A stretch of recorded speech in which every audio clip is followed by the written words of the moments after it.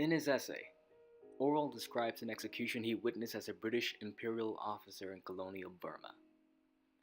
Orwell's approach to this essay is very show don't tell, because he rarely explicitly tells his thoughts about the matter, except for in the ninth paragraph. Before this, the Burmese prisoner did not display much emotion. At this point, however, Orwell notices a seemingly small act. The prisoner slightly avoids a puddle on the way to the gallows. It is this small action that reminds Orwell that the prisoner is a human being just like him. The essay concludes with the prisoner being hanged and the officers attempting to distance themselves from the reality of the hanging.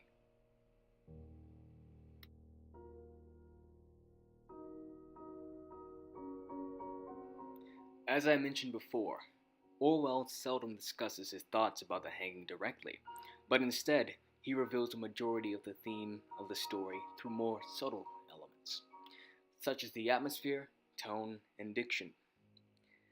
The somber atmosphere was set instantly with a description of the raining morning and the sickly yellow light over the walls into the jail yard. Also, in the first paragraph, Orwell introduces a theme of the essay. He reveals how the prisoners were not treated like people. When he described the cells, Orwell compares them to animal cages.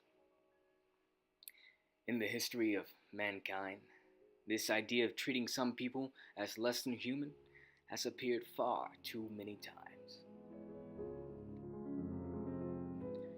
One of the most famous examples of inhumane treatment of others would be Nazi Germany in World War II. Jewish people at the time were denounced as less than human, as filthy animals. This is just one of the many times that people have been denounced and treated like vermin by others.